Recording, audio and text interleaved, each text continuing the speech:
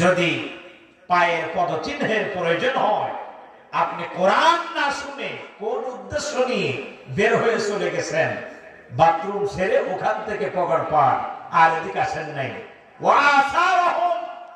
যেমন পায়ের পদচিহ্ন গুলো পক্ষে সাক্ষ্য দিবে, ঠিক তেমনি বিপক্ষেও সাক্ষ্য প্রদান করবে। জোরে বলুন কথা ঠিক কিনা? সেজন্য ওঠার আগে একটু হিসেব করে উঠবেন যে কোন নিয়াতে উঠলেন, গেলেন, কাজ সারবেন, আবার চলে আসবেন। রাজি আছেন তো ইনশাআল্লাহ?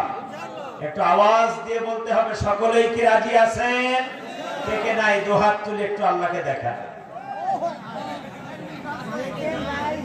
আমি বলেছি কে নাই, আমি আগে নেগেটিভ এজন্যই বললাম যে আপনারা যাতে করে অ্যাক্টিভ হয়ে যেতে পারেন, একটু পরে যেন আপনাদের ঝামেলা না হয় যে না জানি কোন সময় উল্টাপাল্টা প্রশ্ন করবে, সঠিক না বলতে পারলেই তো বিপদ।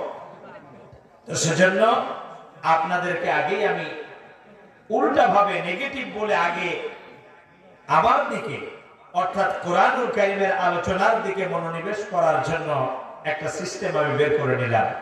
আপনারা যত সময় শুনবেন কোরআন থেকে আলোচনা, মনটা অন্য কোনো দিকে দেওয়ার চেষ্টা করা যাবে? আরো জোরে বলেন।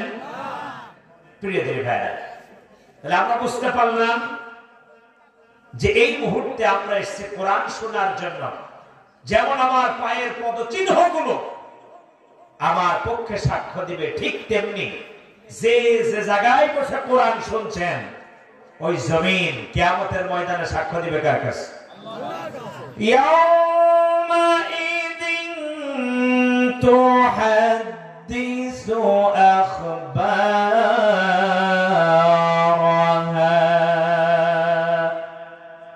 এই জমিন আল্লাহ তাআলার কাছে সাক্ষ্য দেবে যে আপনি কত সময় বসেছিলেন কোরআনের ময়দানে। প্রিয় দিনী ভাইরা, তো সেজন্য আজকে একটু কষ্ট হলেও আমরা কি শেষ পর্যন্ত বসতে রাজি আছি তো ইনশাআল্লাহ? ঘুম আসবে, কারণ ঘুমতে এজন্যই আসবে এখানে রহমত নাযিল হয় কার? আরো জোরে বলেন, আল্লাহ তাআলা।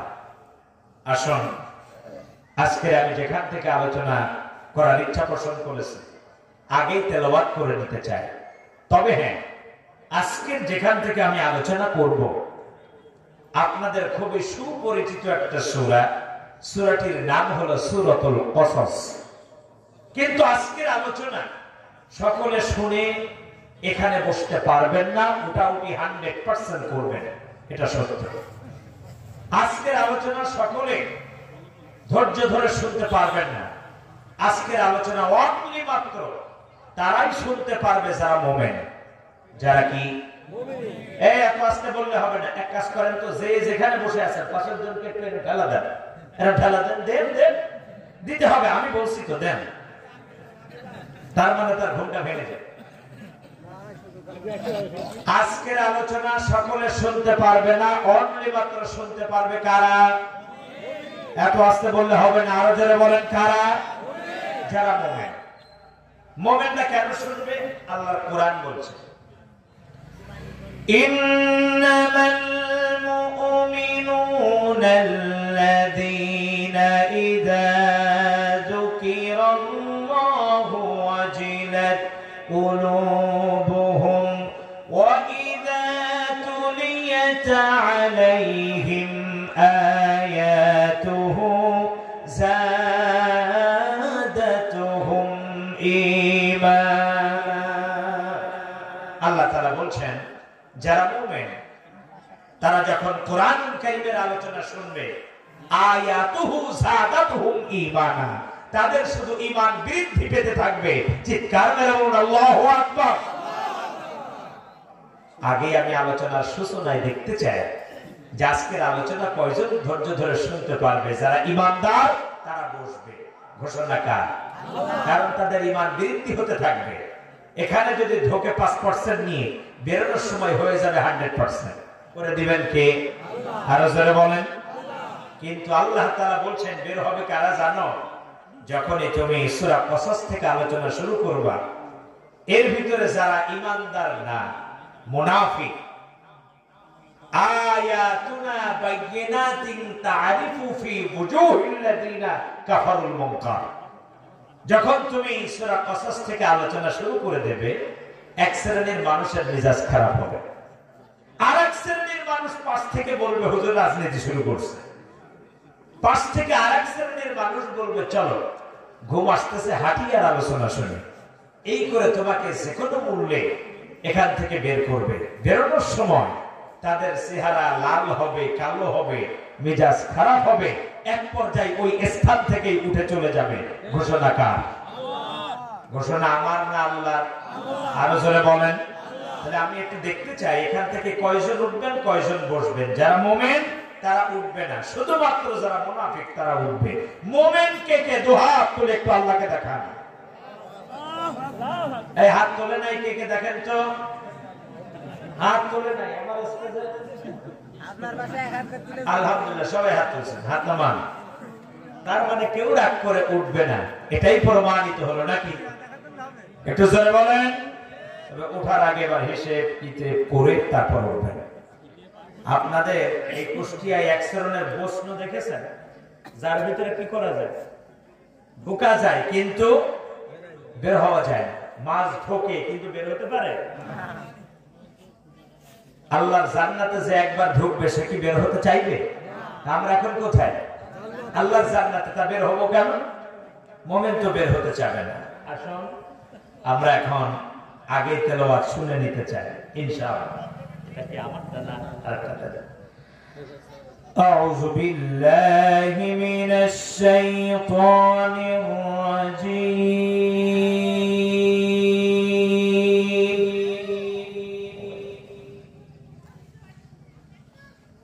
বিসমিল্লাহির রাহমানির রাহিম।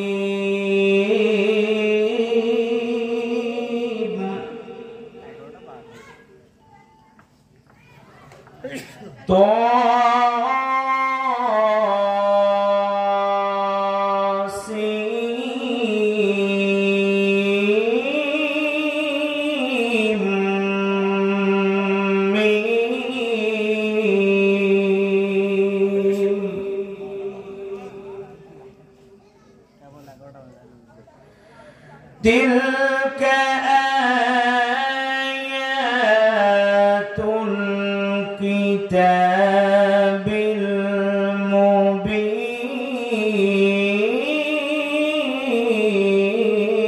المبين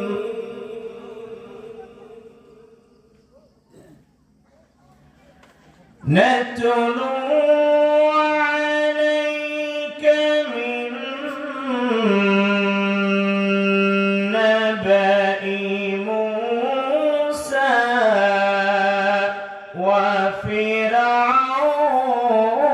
وفرعون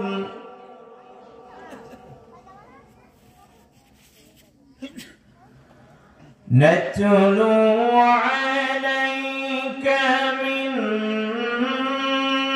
نبأ موسى وفرعون بالحق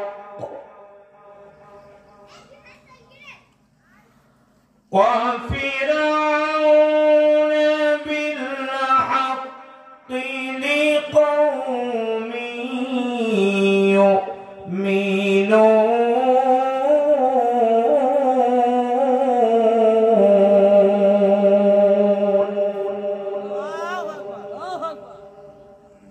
صدق الله العظيم।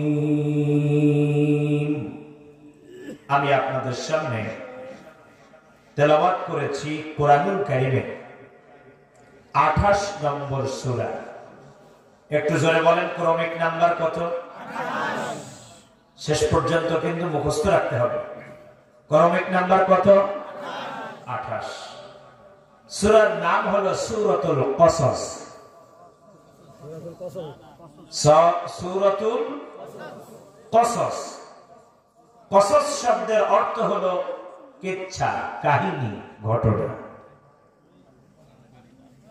সূরাতুল কসস বিশ্বনবী সাল্লাল্লাহু আলাইহি ওয়াসাল্লামের মাক্কি জীবনের সর্বশেষ সূরা সূরা কসসের পরে মাক্কি জীবনে রাসূলুল্লাহ সাল্লাল্লাহু আলাইহি ওয়াসাল্লামের আর কোন সূরা অবতীর্ণ হয় নাই। এটাই হলো সর্বলাস্ট। রাসূলুল্লাহ সাল্লাল্লাহু আলাইহি ওয়াসাল্লাম যখন হিজরত করছেন, জহফা নামক স্থানে যাওয়ার পর সূরাতুল কসস আল্লাহ তাআলা নাযিল করলেন। সূরাতুল কসস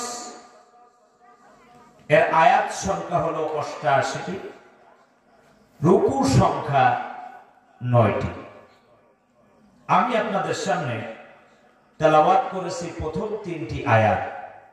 আল্লাহ সুবহানাহু ওয়া তাআলা এই 3টি আয়াতের সংক্ষিপ্ত আলোচনা যদি করার তৌফিক দান করেন তাহলেই করতে পারবো ইনশাআল্লাহ। একটু জোরে সরে বলেন ইনশাআল্লাহ। ক্বালু সুবহানাকা লা ইলমা লানা ইল্লা মা আল্লামতানা আলাইহি তাওয়াক্কালতু ওয়া ইলাইহি উনীব। তবে আজকের এই 3টি আয়াতের মূল সারমর্ম হলো আল্লাহ রাব্বুল আলামিন পৃথিবীর বুকে এমন একজন শাসক পাঠিয়েছিলেন যিনি ক্ষমতার মসনদে বসার পরে তার টার্গেট ছিল যে আমি মৃত্যুর আগে কোন অবস্থাতে আমি এই মসনদ আর ছাড়ব না। এর জন্য যা যা করণীয় তিনি তাই তাই করেছিলেন। তার বিরোধিতা যিনি করেছিলেন তিনি হলেন আপনার আমার সকলের প্রিয় ব্যক্তি, সকল উলামায়ে কেরামে।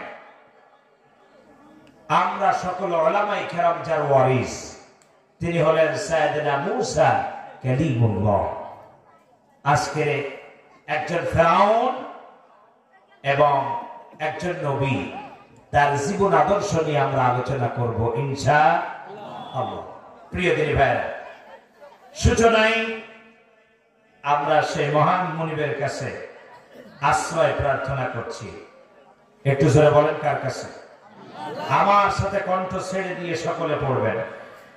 আউযু বিল্লাহি মিনাশ শাইতানির রাজীম। বিতাড়িত মরদুদ অভিশপ্ত শয়তান থেকে আমরা পানাহ চাই কার কাছে? আর একটু আওয়াজ দিয়ে বলেন আমরা পানাহ চাই কার কাছে? এখন শয়তান কিন্তু দুই প্রকার। শয়তান এক প্রকার না দুই প্রকার? আর একটু জোরে বলেন শয়তান এক প্রকার না দুই প্রকার? দুই প্রকার। এক হলো মানুষ শয়তান, আর এক কি? মিনাল জিন্নাতি ওয়ান নাস। তো আমরা এখানে শয়তান থেকে পানাহ চাই সেই মহান রব্বে কারীমের দরবারে।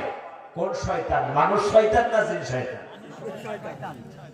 মানুষ শয়তান তো এখন নাই।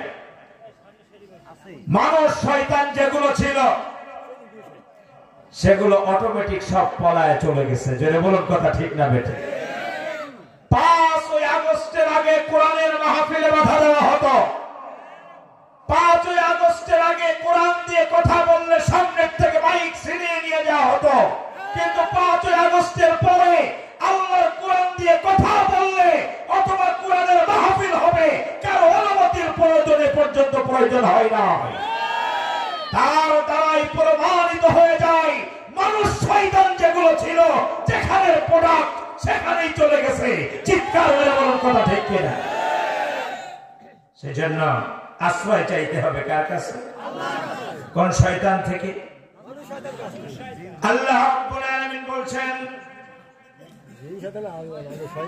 فَإِذَا قَرَأْتَ الْقُرْآنَ فَاسْتَعِذْ بِاللَّهِ مِنَ الشَّيْطَانِ الرَّجِيمِ।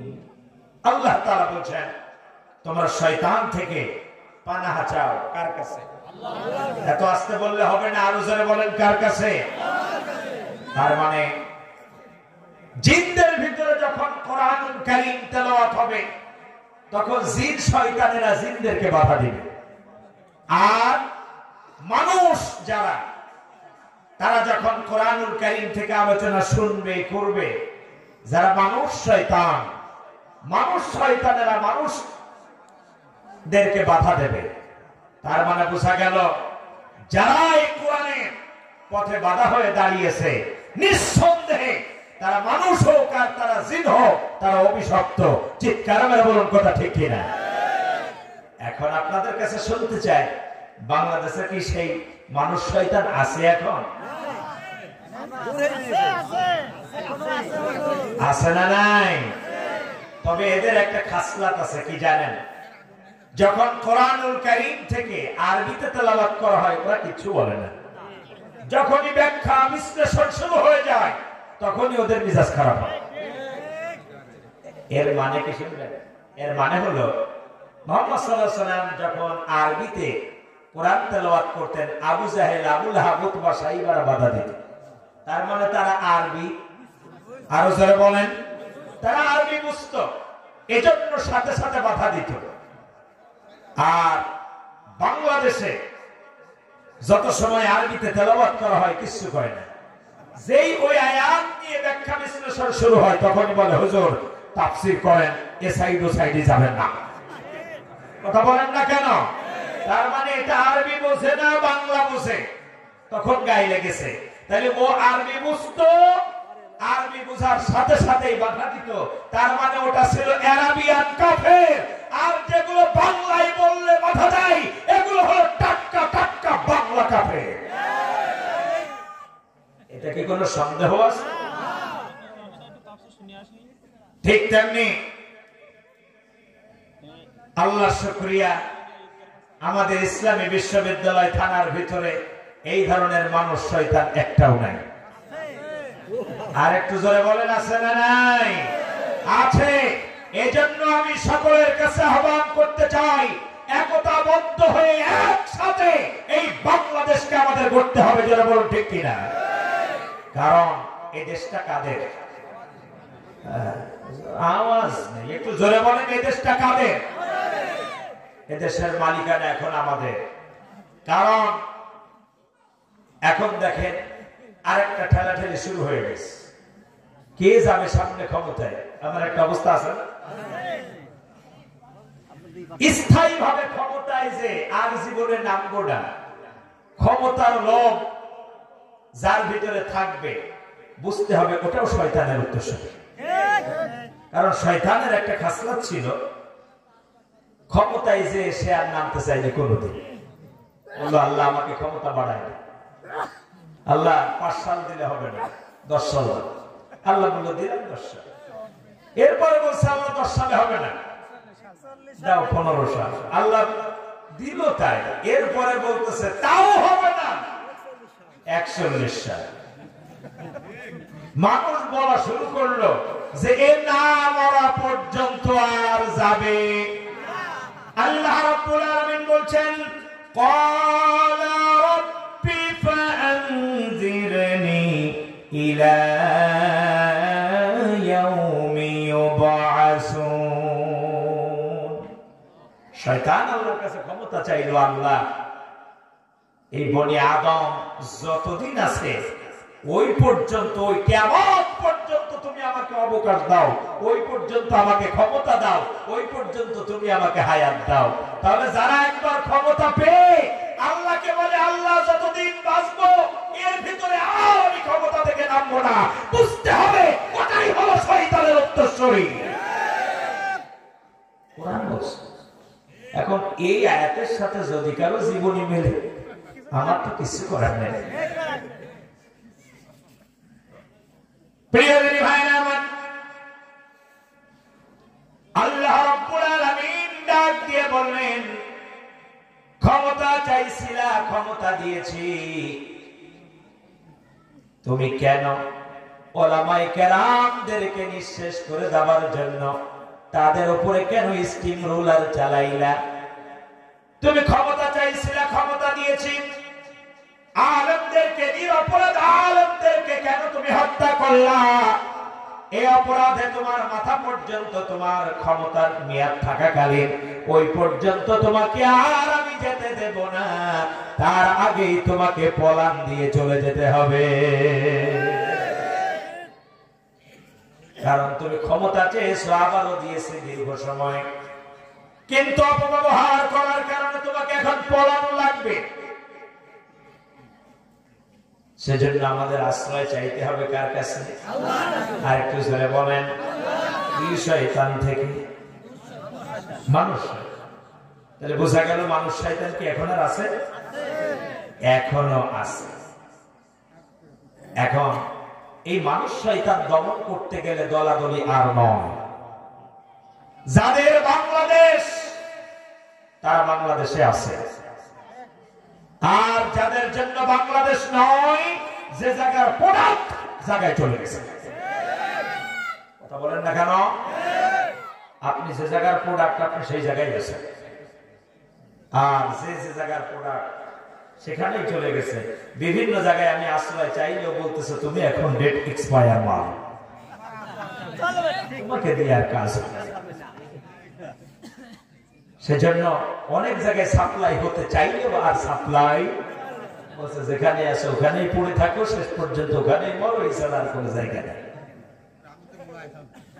আসুন সেই রবের কাছে পানাহ চেয়ে আমরা শুরু করছি। তো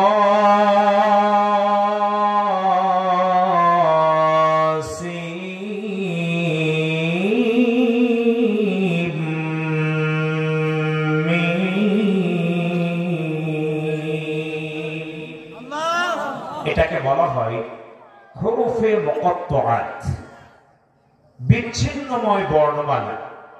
এর অর্থ আসমানের নিচে জমিনের উপরে কেউ জানেন না। আল্লাহু আ'লামু বিমুরাদিহি, এর অর্থ আপনি মাত্র একজনই ভালো জানেন, তিনি কে? আল্লাহ। আর আওয়াজ দিয়ে বলেন তিনি কে? রাসূলুল্লাহ সাল্লাল্লাহু আলাইহি ওয়াসাল্লাম বলেন আমাকেও জানানো হয়। এরপরে আল্লাহ রাব্বুল আলামিন বলছেন তিলকা আয়াতুল কিতাবিল মুবিন।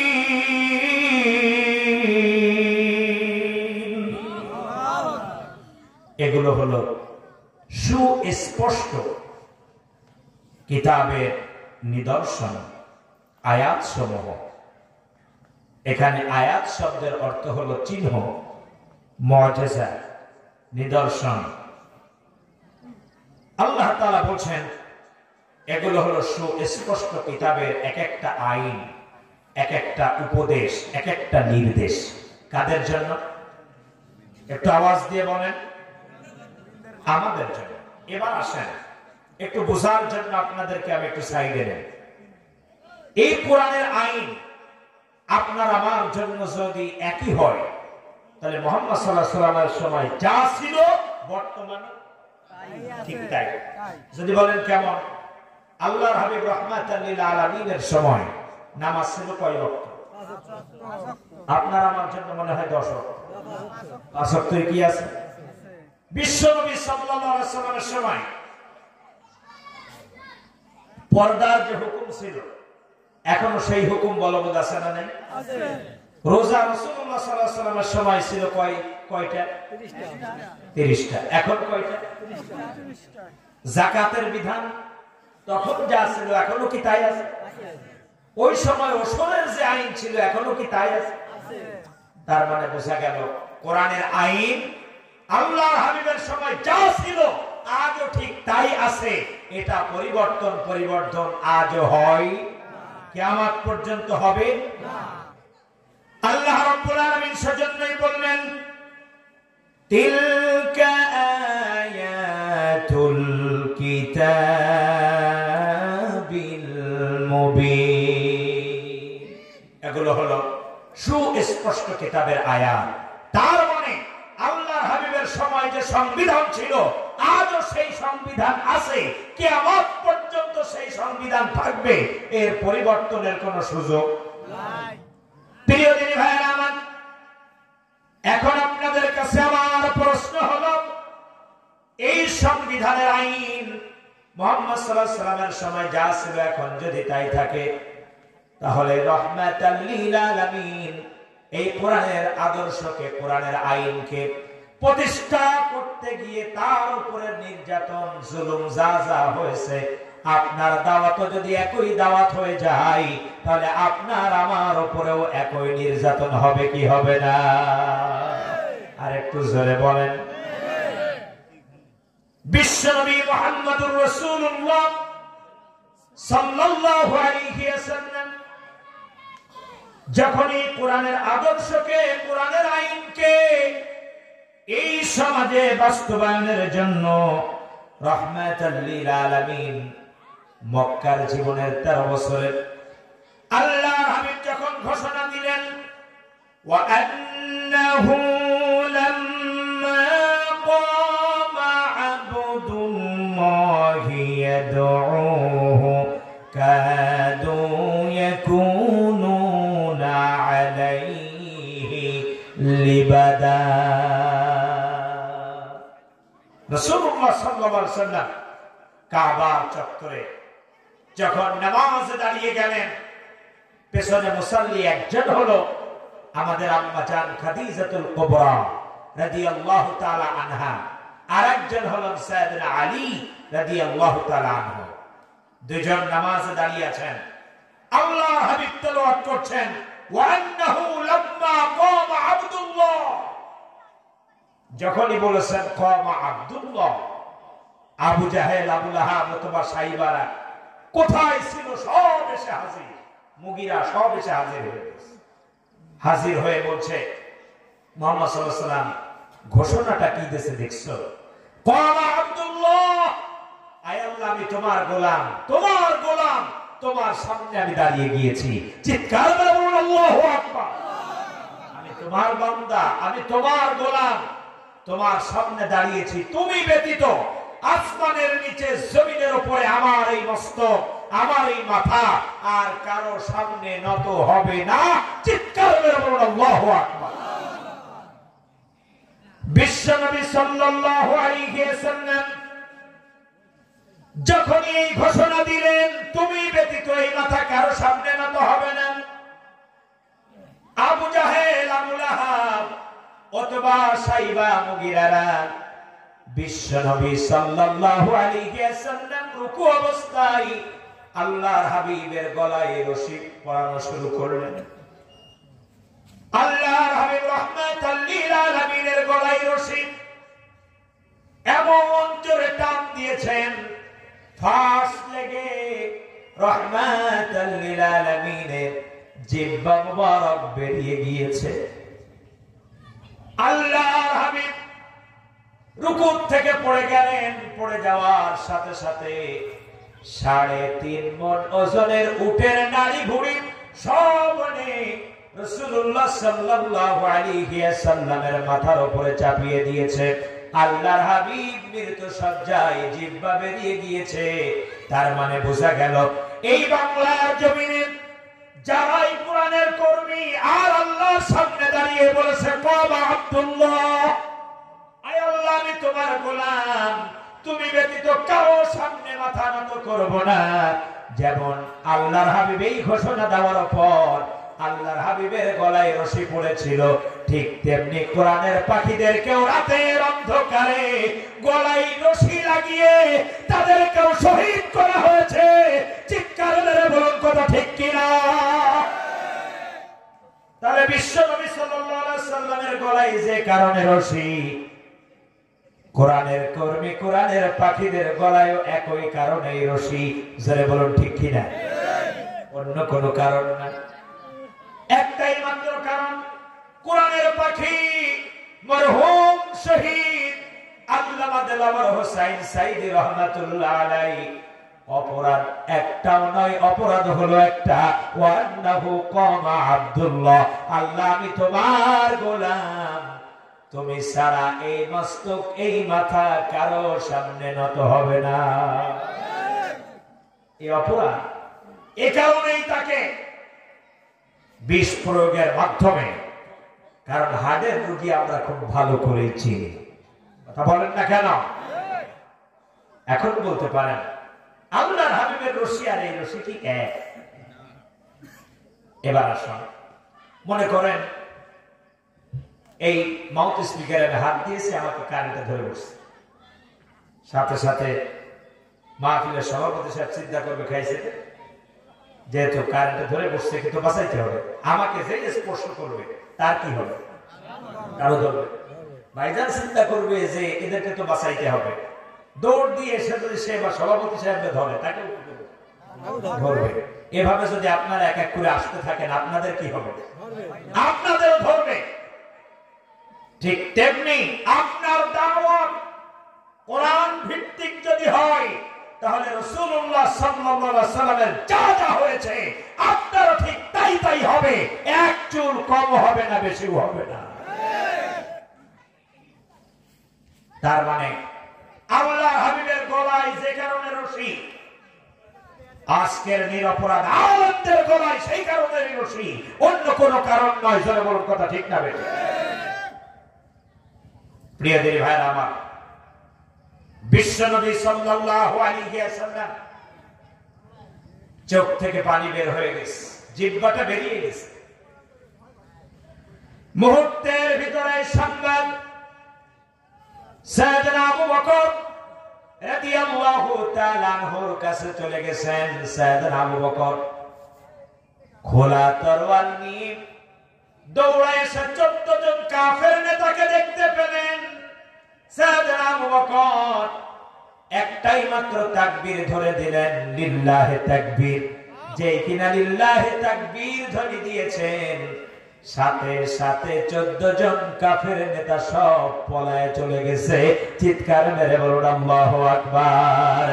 বাংলার জমিনে যখন আলেম উলামারা ফাঁসির রশিতে ঝুলেছে, নিরপরাধ মানুষগুলো যখন ঘর বাড়ি ছাড়া হয়ে গেছে, শহীদ মুগ্ধ, শহীদ আবু সাইদ সহ তারুণ্যের অহংকারের যুবক যুবতীরা, ওরা দেখলে এইভাবে তো আর শিক্ষাঙ্গন শেষ করা যায় না। শিক্ষানীতির ধ্বংসের দ্বার প্রান্তে এই অবস্থায় যদি চলতে থাকে, আগামী প্রজন্মের অবস্থা বড় খারাপ হবে। তারা সেই ময়দানে এসে আবু বকরের মতন স্লোগান দিয়েছে, লিল্লাহি তাকবীর। সব কাফের বেঈমানেরা পলায়ে চলে গেছে। চিৎকার মেরে বলুন, কথা ঠিক কিনা? তার মানে আমার যত ভাইরা কলেজ, বিশ্ববিদ্যালয়, স্কুলের যেসব যুবক ভাইরা লিল্লাহি তাকবীর দিয়ে বাংলাদেশের বাক স্বাধীনতা ফিরিয়ে দিয়েছে, তারা এ জামানার এক একটা আবু বকর। তবে হ্যাঁ, কলেজ, বিশ্ববিদ্যালয়, প্যান্ট শার্ট পড়ুয়া এইসব ছাত্রদের ঈমানের কাছে বাংলাদেশের আলেমদের ঈমান হার মেনে গেছে। যারা বলেন, কথা ঠিক কিনা? অবশ্য আমাদের এই ইসলামী বিশ্ববিদ্যালয় থানায় এই ধরনের আলেম নেই। এমনও আলেম ছিল, আমরা যদি কথা বলতে গেছি কথাও বলে না, কারণ পরে টেলিফোন করে বলছে, ভাই বুঝছেন তো, আপনার সাথে কথা বলতে গেলে আমার চাকরি হারায় যেতে পারে। আপনাদের এখানে কিরাম লোক ছিল। শুধু তাই নয়, কমিটির 5টা গোলাম হিসেবে কাজ করেছে।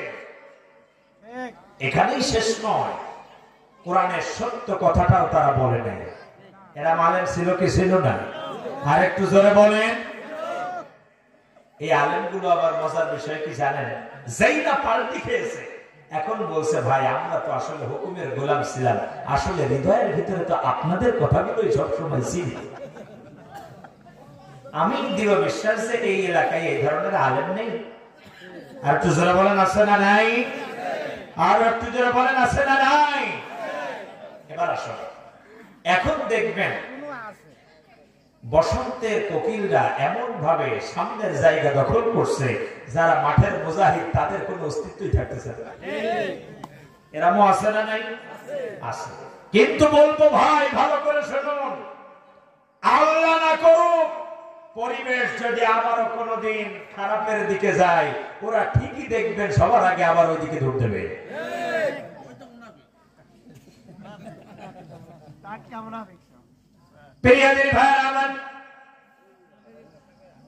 আল্লাহ রাব্বুল আলামিন সাইয়েদনা আবু বকর রাদিয়াল্লাহু তাআলা আনহু এমন জ্ঞান এমন প্রজ্ঞা দিলেন, কাউকে ভয় করলেন না। ভয় করলেন কাকে? শুধু একাই তাকবীর ধ্বনি দিয়েছে, সমস্ত কাফেররা সব পলায় যেতে বাধ্য হয়েছে। জুতা কই গেল, কোন জায়গায় কি গেল, কিছুই না, বা সুযোগ পাইনি। দৌড়। কয়জন? আর একটু জোরে বলে। 14 জন ধরে সব পলায় চলে গেছে। কোরআনের পাখি মরহুম শহীদ আল্লামা দেলাওয়ার হোসাইন সাঈদী রাহমাতুল্লাহ আলাইহি বলেছিলেন, বাংলার মানুষেরা যখন গাছের গোড়া ধরে নাড়া দেবে, উড়ে গিয়ে দিল্লি গিয়ে মামু বাড়ি পড়বা। আজকে দেখুন কোরআনের পাখির কথাগুলো কিভাবে সত্য হলো। আজকে রাস্তা দিয়ে যাওয়ার সুযোগ পেল না, ঠিকই উড়েই গিয়ে পড়তে হলো। কথা বলেন না কেন? তার মানে রাস্তা দিয়ে যদি যেত, জুতা আর পচা ডিম নিয়ে তাদেরকে স্বাগত জানানোর জন্য বাংলাদেশের মানুষ প্রস্তুতি নিয়েছিল। রাস্তা দিয়ে যাওয়ার মতন সাহস তার মুখে ছিল না। তারা বলেছিল খেলা হবে। বলছিল না? কথা বলেন না কেন? আচ্ছা, আমরা খেলবো কার সাথে? প্লেয়ারই তো না। যখন বললো খেলা হবে বলে ছেড়ে দিল, ময়দানে ছেলে মেয়েরা নেমে আসলো। আসো, রিফারিও আছে, আর একটা দলও আছে খেলার জন্য, কিন্তু আর একটা দল পলাশ। তার মানে মুজাহিদেরা যখন ময়দানে নেমে আসে, অটোমেটিক ওই 14 জন কাফের যেমন পলাশ ছিল, তাওহীদ রিসালাতের ধ্বনি নিয়ে বাংলার যুবকেরা যখন ময়দানে নেমে আসছে, কাফের মুশরিকদের দালালেরা সব পথবদ্ধ হয়েছে। যে বলেন কথা ঠিক না বেঠিক? আগামীতে এই ধরনের জালিম বাংলার জমিনে আর যেন পয়দা না হয়, এজন্য একতাবদ্ধভাবে কাজ করতে হবে। আমাদের কাছে এখন যারা দেশে আছে, জামাত নয়, খেলাফত নয়, এরপর আপনার সারসিনা নয়, চরমনাই নয়, বিএনপি নয়, আমরা সব এক দেশপ্রেমিক লোক। কারণ আমরা যারা পলাই নাই, সত্যিকারে আমরা কি এই কথা বলেন না কেন? হুব্বুলাতান মিনাল ঈমান, দেশপ্রেম ঈমানের কি? তা আমরা যারা বাংলাদেশকে ভালোবাসি, মামলা হামলা রিমান্ড সব সহ্য করেছি, কিন্তু দেশের মাটি ছাড়ি নেই। কথা বলেন না কেন? আর সামান্য এক নাড়ায় ক্ষমতা ছাড়ার পরে 1টা ঘন্টা তুমি এখানে থাকো নাই, এর দ্বারা প্রমাণিত হয় যে সত্যিকারে তুমি বাংলাদেশের প্রোডাক্ট তুমি না। বলতে পারেন এর তথ্য কি? আমার কাছে ছোট্ট একটা তথ্য আছে, যাকে আমরা শেখ মুজিবুর রহমান নামে চিনি। তার মূল নাম হলো দেবদাস চক্রবর্তী। কথা বুঝতেছেন কি না? দেবদাস চক্রবর্তী। তার নানার নাম ছিল চণ্ডীদাস।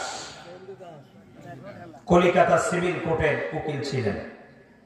মায়ের নাম ছিল গৌরীবালা দাস, পরে নাম হয়েছে সালেহা বেগম। আসল আব্বার নাম ছিল অরণ্য কুমার চক্রবর্তী, যিনি ছিলেন নানার উকিল। পরে যিনি আব্বা হয়েছেন শেখ লুৎফর রহমান, তিনি ছিলেন মোহরি। প্রিয় ভাইরা, যখন তার মূল জন্মসালটা হলো 12-12-1920, 12-12-1920 ইংরেজি। যখন তার আম্মা মুসলমান হলেন, সেই এভিডোভিট নামা ছিল হলো 118। মুসলমান হওয়ার তারিখ, বিবাহের তারিখ 10-11-1923। তাহলে জন্ম কত সালে? 20। এভিডোভিট নামে আসছে কত? 23। মাঝখানে কত বছরের ডিফারেন্স? 3 বছর। সূরা কলাম আল্লাহ কোরআনে বলছেন, উতুল্লিন بعد ذلك زنيم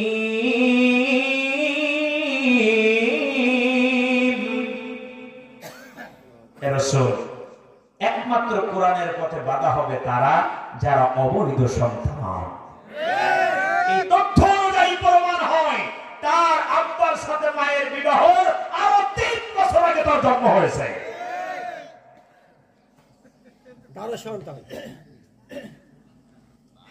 এই তথ্যগুলো লিখে নেন, কাজে লাগবে।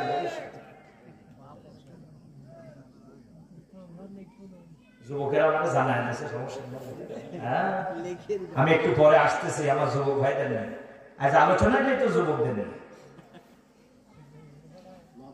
কারণ এই সমাজ 15 বছর 7 মাসের ভুলে ধরা সমাজ একমাত্র যুবকেরাই এটা বদলাতে পারে। জোরে বল ঠিক কিনা? কারণ আমরা যদি পারতাম তা আরো আগে পারতাম। আমরা যেটা পারি নাই যুবক ছেলেরা সেটা করে দেখায় দিয়েছে। জোরে বলুন কথা ঠিক না ঠিক? রাগ করতেছেন আমার কথায়? প্রিয় দিনী ভাইয়েরা আমার, বিশ্বনবী সাল্লাল্লাহু আলাইহি ওয়াসাল্লাম সাইয়েদনা আবু বকর আল্লাহর হাবিবকে ওখান থেকে রক্ষা করলেন, কিন্তু ষড়যন্ত্র কিন্তু থেমে থাকলো না। ষড়যন্ত্র যখন চলার দাঁড়িয়েছে, আল্লাহ সুবহানাহু ওয়া তাআলা এবার ডাক দিয়ে বললেন, ও নবী, এই মক্কায় আর আপনার থাকা চলবে না, এবার আপনি হিজরতের প্রস্তুতি গ্রহণ করে নেন। আমি কিন্তু নাজিলের প্রেক্ষাপট বলতেছি, এখনো মূল তাফসীরে যাইনি। আপনি কিসের প্রস্তুতি নেন? হিজরত। এর সাথে বাংলাদেশের প্রেক্ষাপট যেগুলো মিলছে সেগুলো আপনাদেরকে একটু টাচ দিয়ে যাচ্ছে। হে রাসূল, আপনি হিজরতের প্রস্তুতি নেন। কিসের প্রস্তুতি? হিজরতের প্রস্তুতি নেন। তবে শুনুন, হিজরত করবেন, আপনি আগে চলে যাবেন আর কর্মীরা এই মক্কায় বসে মার খাবে, এটা হবে না। এজন্য আগে আপনার কর্মীদেরকে এখান থেকে পার করবেন, আপনি যাবেন সবার শেষে।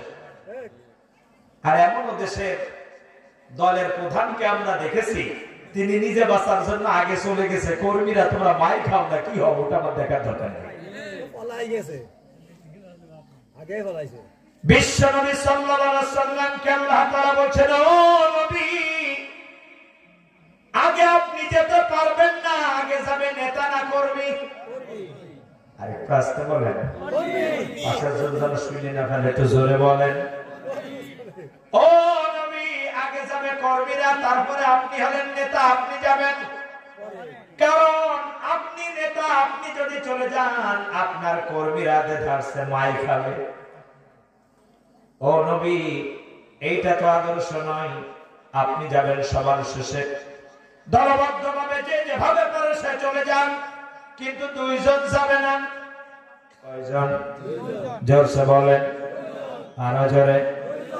এর নাম হলো ইসলাম। নেতা আগে যায় না, নেতা প্রয়োজনে শহীদ হয়, জীবন দেয়, কিন্তু কর্মীদেরকে মাঠে রেখে পলায় চলে যায় না।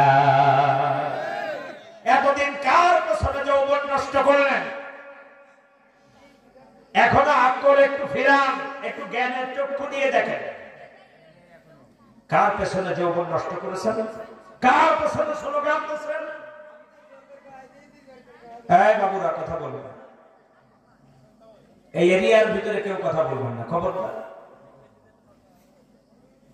শুধু যখন বলবেন যে হুজুর আর হচ্ছে না, আমি সাথে সাথে অফ করে দেব। আপনারা বিরক্ত হচ্ছেন নাকি? যাক, তাহলে চলুন। প্রিয় ভাইয়েরা আমার, কার পেছনে নিজের যৌবন, মূল্যবান সময়টা আপনি নষ্ট করেছেন বলেন? আজকে তিনি তার নিজের জান বাঁচানোর জন্য তিনি আগেই চলে গেলেন, আর আপনাকে একেবারে সিংহের খাঁচার সামনে মুখ খোলা, আপনি, আপনার পরিবার, আপনার সন্তান, আপনার ব্যবসা বাণিজ্য, আপনার প্রপার্টি সব আজকে একেবারে খাঁচা খোলা সিংহের সামনে সব ফেলে রেখে তারটা নিয়ে সে পালাইছে। সন্ধ্যার পরে তার সন্তান ডাক দিয়ে বলছে যে অন্যদের কি হবে ওটা আমার দেখার দরকার নেই, আমার মা আর রাজনীতি করবে না। কি বলে নাই? বলছে কেমন হলো? অথচ আপনি 15 বছর 7 মাস যার জন্য যৌবন নষ্ট করলেন, মিছিল করলেন, মিটিং করলেন, স্লোগান দিলেন, আপনি চিন্তা করে দেখেন অতবার আমার রবের নামেও আপনি জিকির করেন নাই। আপনি এই যে দীর্ঘ একটা টাইম যৌবন হারালেন, দলের পেছনে যৌবন নষ্ট করলেন, আপনি কি হাজারো চেষ্টা করে এই যৌবন আর কোনোদিন ফিরে পাবেন? এত আস্তে বললে হবে না, আরো জোরে বলেন। আর কিন্তু খুঁজে পাবেন না। আল্লাহ রাব্বুল আলামিন বলছেন এই যৌবনটা একেবারে ক্ষণস্থায়ী একটু সময়ের জন্য, ক্ষণস্থায়ী। আল্লাহুল্লাযী খালাকাকুম মিন দু'ফিন সুম্মা জা'আলা মিন বা'দি দু'ফিন কুওয়া সুম্মা জা'আলা মিন বা'দি কুওয়াতিন দু'ফান ওয়া শাইবান يخلق ما يشاء وهو العليم القدير আল্লাহ রাব্বুল আলামিন বলছেন আল্লাহুল্লাযী খলাকাকুম মিন দুরফিন, ও বান্দা আমি তোমাকে সৃষ্টি করেছি একেবারেই দুর্বল করে। আল্লাহ আমাদেরকে সৃষ্টি করেছেন কিভাবে? একটু আওয়াজ দিয়ে বলেন কিভাবে? আচ্ছা, কিসের মতন দুর্বল বলেন তো একটু? হ্যাঁ, পানি।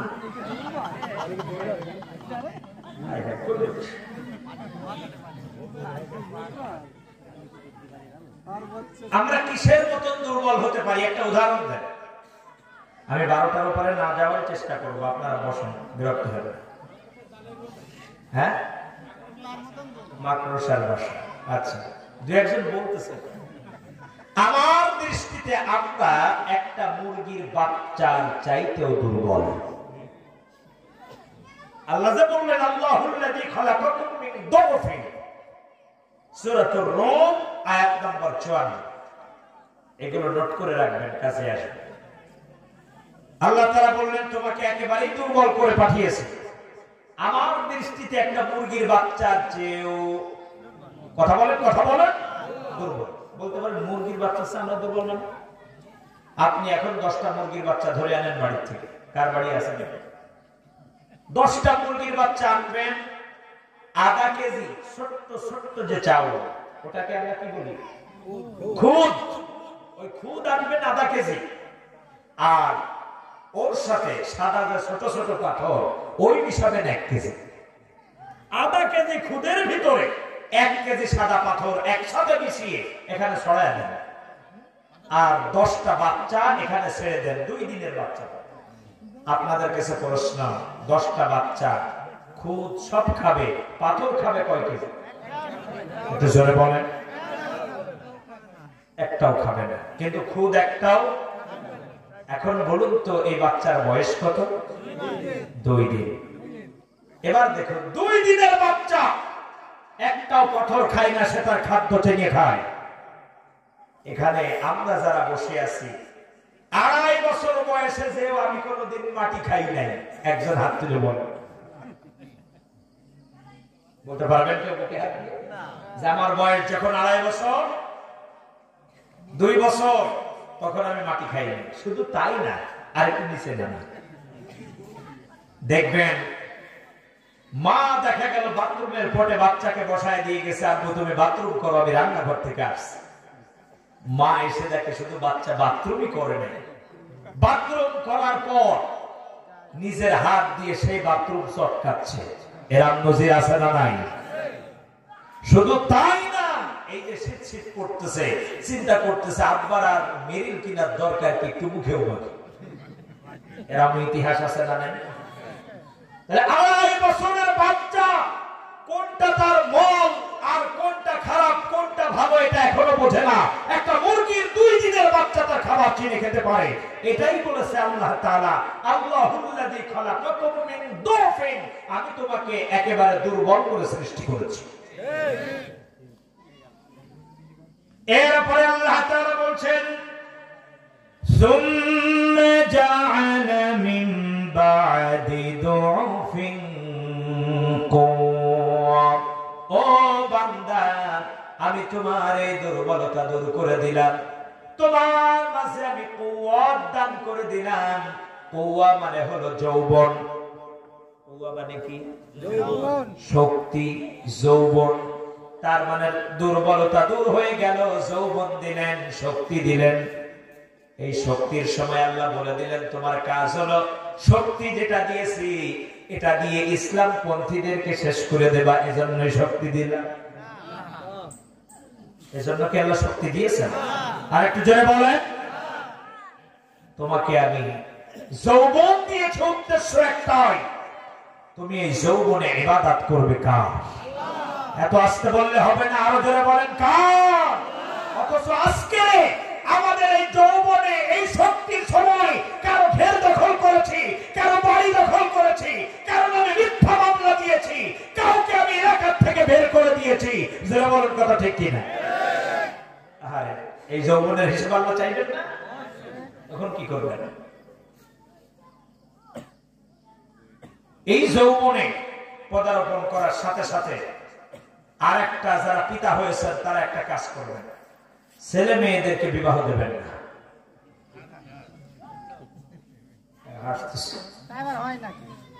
হয় নাকি? কিন্তু দেন না কেন?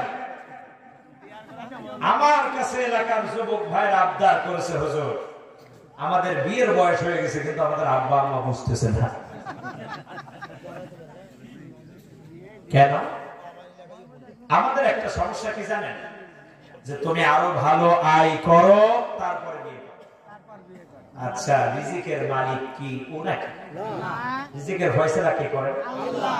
ওয়া মা মিন দাব্বাতিন ফিল আরদি ইল্লা আলাল্লাহি রিজকুহা। রিজিকের দায়িত্ব কার? আল্লাহ। আরো জোরে বলেন আল্লাহ।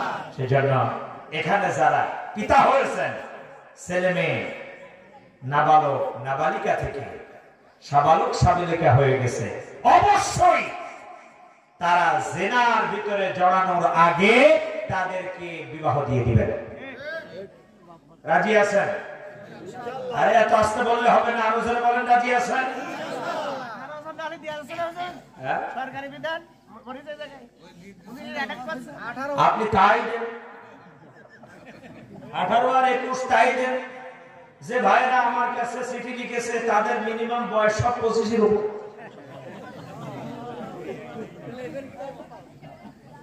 আপনি প্রয়োজনে সরকারি নীতি অনুযায়ী দেন, তাও তো এতদিন আপনার ছেলেদের বিয়ে যাবে। যারা পিতা হয়েছেন তাদের শুধু এখানেই শেষ নয়, ভালো করে খেয়াল করুন। যৌবনে আসার পরে আপনার ছেলে মেয়েকে যদি আপনি বিবাহ না দেন, ও যত জিনার গুনাহ করবে, ও পিতা আপনাকেও এর দায়ভার নিতে হবে। সাবধান। আবার এমনও পিতা আছে দেখবেন, এখানে এখানে হয়তো নাই, দূরে বসে শুনতেছে, নিজে সালাতুল ফজরের সময় আস্তে আস্তে উঠে চলে আসে, ছেলে মেয়েকে ডাকে না, উঠায় দেয় না। আছে না নাই? আমার কষ্টটা ওইখানে, সালাতুল ফজরের আযান যখন হয়ে যায়, একজন মুসলমানের ঘরে বাতি নিভানো কেমনে থাকে এটা বুঝে আসে না। প্রিয় ভাইয়ের আমার, এখানে যারা বাড়ির কর্তা তাদের কাছে আহ্বান করছি, শুনুন, আপনি যদি চিন্তা করেন যে আমি নামাজে যাচ্ছি, ছেলে বউ যা পারে করুক, আমার দেখার দরকার নাই, না। আল্লাহ রাব্বুল আলামিন কোরআনুল কারীমের ভিতরে বলছেন, ইয়া বুনাইয়া আকিমিস সালাতা ওয়া আমুর বিল মা'রুফি ওয়া নাহা আনিল মুনকার ওয়াসবির আলা মা আসাবাক ইন্না যালিকা মিন আযমিল উমুর। আল্লাহ তাআলা বলেন, ইয়া বুনাইয়া, সাইয়েদনা লোকমান তার কলিজার টুকরা সন্তানকে ডাক দিয়ে বললেন, ও আমার কলিজার টুকরা সন্তান, আকিমিস সালাত, তুমি নামাজ কায়েম করো। ওয়া'মুর বিল মা'রুফ, সৎ কাজের আদেশ করো, অসৎ কাজে এইবার আসা। এই জায়গায় সন্তানদেরকে অবশ্যই ইকামতে দ্বীনের কর্মী আপনাকে বানায় দিতে হবে। তা'মুরুনা বিল মা'রুফ ওয়া তানহাউনা আনিল মুনকার, সৎ কাজের আদেশ করো, অসৎ কাজে নিষেধ করো। দেখবেন আমাদের সমাজের ইমাম আমরা যারা, তারা সৎ কাজের আদেশ করে না, অনুরোধ করে। এই কথা বলেন না, একটু এবার বোঝার চেষ্টা করেন। আমরা যারা ইমাম, আমরা কি সৎ কাজের আদেশ করি না অনুরোধ করি? ব্যাখ্যা করার সময় আদেশের কথা বলি, যে শোনো আল্লাহ বলেছেন সৎ কাজের আদেশ করো আর অসৎ কাজে নিষেধ করো, এই কথা আমরা বলি না? কিন্তু এই কথাটা বলেই এবার বলি, ভাইরে আপনাদের পায়ে দুটো ধরছি, নামাজটা পড়ে। আল্লাহ বলতেছেন নামাজের আদেশ করো, সৎ কাজের আদেশ করো, ভালো কাজের আদেশ করো। আর এরপরে বলছি ভাই মদ খায় না, অনুরোধ করতেছি, অনুরোধ করি আপনি একটু আল্লাহ কোরআনটা পড়েন। অথচ আল্লাহ বলছেন ইকরা বিসমি রাব্বিকাল্লাযী খলাক, পড়ো তোমার প্রভুর নামে যিনি তোমাকে সৃষ্টি করেছেন। এই ইকরা উলামায়ে কেরাম যারা তারা বুঝবেন ইকরা কোন সিগা? আমর, ইম্পারেটিভ সেন্টেন্স। তাহলে আমরের সিগা আল্লাহ আদেশ করেছেন, আর আমরা আলেমরা ইকরা, ভাই কোরআনটা পড়েন, আপনার অনুরোধ করতেছি, বলি কি না? তাহলে আল্লাহ করেছেন আদেশ, আমরা করি কি? আর একটু জোরে বলেন অনুরোধ। কেন করি? আল্লাহ এখানে যে বললেন ওয়া'মুর বিল মা'রুফ ওয়া নাহা আনিল মুনকার, তুমি সৎ কাজের আদেশ করো আর অসৎ কাজের নিষেধ করো। কারণ সৎ কাজের আদেশ করতে গেলেই আপনার ক্ষমতার প্রয়োজন আছে না নাই? সহজ কথা। কারণ আদেশ করতে গেলে আপনার কি থাকতে হবে? পাওয়ার। আর একটু যারা বলেন কি থাকতে হবে? পাওয়ার থাকতে হবে। আর নয়তো আপনি আদেশ করতে পারবেন না। আমরা ইমামরা নেতা, কিন্তু মসজিদের সভাপতিকে যদি বলি যে সভাপতি সাহেব আপনার 5 মাসের বেতন বাকি, আপনি যে অবশ্যই এলাকা সভাপতির না, কিন্তু ইমাম নেতা সভাপতি সাহেবকে যদি বলা হয় সভাপতি সাহেব আপনার 5 মাসের বেতন বাকি, আগামী 5 দিনের ভিতরে না দিতে পারলে আপনার সভাপতি পদ থেকে আমি আপনার নাম কেটে দেব। আপনারা বলুন ইমাম সাহেব এই কথা ঘোষণা দেওয়ার পর ইমাম কয় ঘন্টা ইমামতিতে থাকতে পারবে? 1 মিনিটও পারবে না। তার মানে তিনি নামে নেতা, কি নাই? ক্ষমতা নাই। জোরে বলেন কি নাই? ঠিক তেমনি ওয়া'মুর বিল মা'রুফ ওয়া নাহা আনিল মুনকার, সৎ কাজের আদেশ অসৎ কাজের নিষেধ করতে গেলেই পেছনে কি লাগবে? আর একটু জোরে বলেন, আরো জোরে বলেন, ক্ষমতা লাগবে। সেজন্য সকল ইমাম, সকল মুক্তাদির জন্য রাজনীতি করা, ইকামতে দ্বীনের পক্ষে রাজনীতি করা, কোরআনের পক্ষে রাজনীতি করা, এটা আপনার আমার জন্য দায়ী ফরজ। আমরা ইমাম নিয়োগের সময় শোনেন, আপনি সর্বদলীয় ইমাম, আমরা বিএনপি করি, উনি জামাত করে, উনি জাতীয় পার্টি করে, উনি খাওয়া পার্টি করে, সব মিলিয়ে আসি। কাজে আপনি কোন দলের কথা বলবেন না, কোরআন হাদিসের কথা বলবেন না, নামাজ রোজার কথা বলবেন না, অনুরোধ আপনি কোন দল পার্টি করবেন না। যিনি বলছেন তিনি দেখা গেল জামাতের নেতা অথবা বিএনপির নেতা, আর যারা পালাই গেছে দলের কথা কই আল্লাহ তারাই দিত রাগ করতেছে। প্রিয় ভাই আমার, যারা এই কথাটা বলল, আমার প্রশ্ন, ইমামের জন্য যদি রাজনীতি করা নিষিদ্ধ হয়, মুক্তাদির জন্য জায়েজ হইল কোন কিতাব দিয়ে? আপনার জন্য সালাতুল ইশা ফরজ ছিল, আদায় করেছেন, ফরজ আদায় হয়ে গেছে। কিন্তু কোরআনের আইন এই জমিনে প্রতিষ্ঠিত করা, এটা শুধু ফরজ নয়, এটা কি ফরজ? দায়মি ফরজ, মানে অল টাইম চলমান, রূপ যত সময় আছে। অথচ আমরা সেই জায়গায় এসে বলি যে রাজনীতি হুজুর রাজনীতি ওয়াজ করবেন। মুহাম্মদ সাল্লাল্লাহু আলাইহি ওয়াসাল্লাম কি কোরআন দিয়ে রাষ্ট্র চালান নাই? তিনি কি রাষ্ট্রপতি ছিলেন না? তিনি কি রাষ্ট্রনায়ক ছিলেন না? তাহলে তিনি যদি হন কানা খুলুকুল কোরআন, তাহলে এই কোরআন শুধু নামাজ রোজা হজ যাকাতের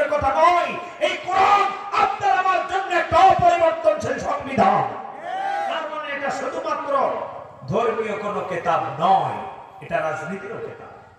এবার আসেন, বলতে পারেন কেমনে?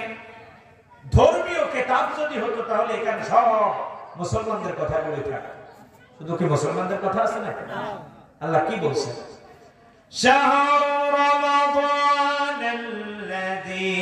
উনজিলা ফীহিল কুরআন হুদাল লিন-নাসি ওয়া বাইয়িনাতিম মিনাল হুদা ওয়াল ফুরকান। হুদাল লিন-নাস, তার মানে এই কিতাব কাদের জন্য? মানুষের জন্য। এখন হিন্দু, বৌদ্ধ, খ্রিস্টান, মুসলিম যা আছে সবাই কি মানুষের বাইরে নাকি? না, কোরআন সকলের জন্য। প্রিয় দিনী ভাইরা, কোরআন যদি সকলের জন্য হয় তাহলে যেমন বাংলাদেশের একটা সংবিধান আছে না?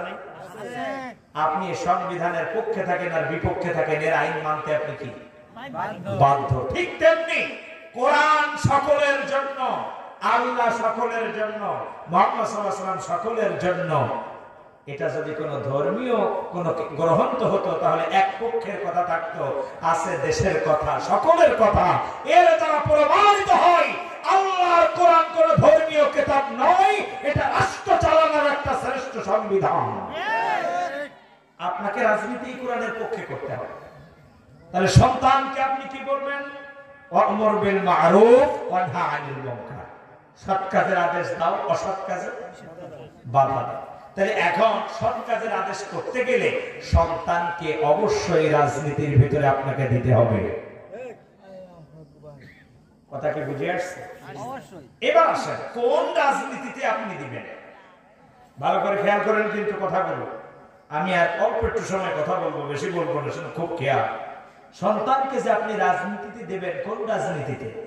যে রাজনীতিতে দিলে রেবার বল মাথায় থাকবে, যে রাজনীতিতে দিলে ধর্ষণের সেঞ্চুরি করবে, যে রাজনীতিতে দিলে তার হল সার্চ করলে পরে রামদাও, হকি, এরপরে রড, দেশীয় অস্ত্র পাওয়া যাবে, দেশীয় মদ পাওয়া যাবে, এই রাজনীতি না। আপনি কোন রাজনীতিতে দিবেন? যে রাজনীতিতে দিলে সে কোরআনের পক্ষে কাজ করবে। বলার কথা ঠিক কিনা? এখন সন্তানকে দিবেন, আপনি যেন এই রাজনীতিতে আসবেন না, কারণ মুরব্বী হয়ে গেছেন। এই রাজনীতিতে আপনি আসবেন? এই রাজনীতি আপনার আমার জন্য করা কি? এবার আসুন, আপনি যেতে পারবেন না কোন কোন রাজনীতিতে, ভালো করে খেয়াল করেন। কমিউনিজম আপনি যেতে পারবেন না, সেকুলারিজম, এক কথায় যার সংবিধান আল্লাহর নয়, আপনি সেই দলের পক্ষে স্লোগান, দৌড়াদৌড়ি, মিছিল, মিটিং, পোস্টারিং কোনটাই করার এখতিয়ার কে দেয়নি? কিন্তু আমাদের দেশে কিছু মানুষ আছে, দল করে না বুঝে, স্লোগান দেয় না বুঝে, হজও করে না বুঝে, দানও করে না বুঝে, নামাজও পড়ে না বুঝে। আপনি মনে করেন সমাজতন্ত্রের পেছনে, মানব রচিত আইনের পেছনে আপনি দৌড়ালেন, আবার এধারে নামাজও পড়লেন, তাও যেন তেন নামাজ না, ৭০ থেকে ৮০ টাকা নামাজ, এরকম নামাজও পড়লেন। আপনার এক রাকাত নামাজ, একটা হজ, একটা দান, কোনটাই আল্লাহর কাছে কি হবে না।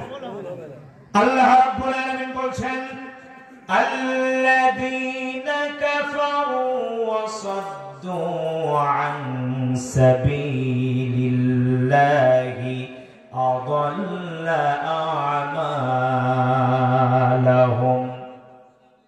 আল্লাযীনা কাফারু, যারা কুফরি করলো, ওয়া সাদ্দু আন সাবিলিল্লাহ, যারা আল্লাহর রাস্তায় চলতে বাধা দিল। আপনি যখন কোরআনের কথা বলেছেন, আপনার গাড়ি ভেঙে দিয়েছে, আপনার বাড়ি দখল করেছে, আপনার ঘের ভেড়ি সব দখল করে নিয়ে গিয়েছে। অপরাধ একটাই, আপনি আল্লাহকে বলেছিলেন ওয়ান্নাহু লাম্মা কামা আবদুল্লাহ, আল্লাহ আমি তোমার গোলাম। এই অপরাধে আপনার নামে মিথ্যা হামলা মামলা হয়ে গেছে। এমনও মামলা হয়েছে, দেখা গেল মামলা কি আর বাদী আসামি চেনে না, আসামি বাদী চেনে। অবশ্য আমাদের কুষ্টিয়া জেলায় এরকম মামলা নাই। আমার নামে 4টা মামলা আছে, একটার সময় আমি জেলখানায়, আর 3টার সময় আমি দেশের বাইরে। এখনো রানিং 17টা চলো, নিষ্পত্তি হবে ইনশাআল্লাহ সামনে, আল্লাহ যদি করে। প্রিয় ভাইয়ের আমার, তো এরকম আজগুবি মামলা আছে না? নেন একটা মামলার কথা শুনলে আপনারা হেসে মনে, খুলনায় যদি কেউ যেয়ে থাকেন, রূপসা ব্রিজের নাম শুনেছেন? রূপসা ব্রিজ ভাঙার পরিকল্পনা নিয়ে আমি 7টা রড, 12টা হাতুড়ি, 10টা দাঁত, সাপল 7টা, এগুলো নিয়ে রূপসা ব্রিজ ভাঙার পরিকল্পনা নিয়ে আমি নাশকতা করছি।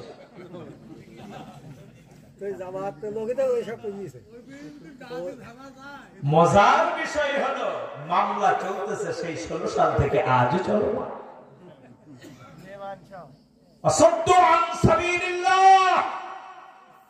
অপরাধ একটাই, কোরআনের রাস্তায় আমরা চলা।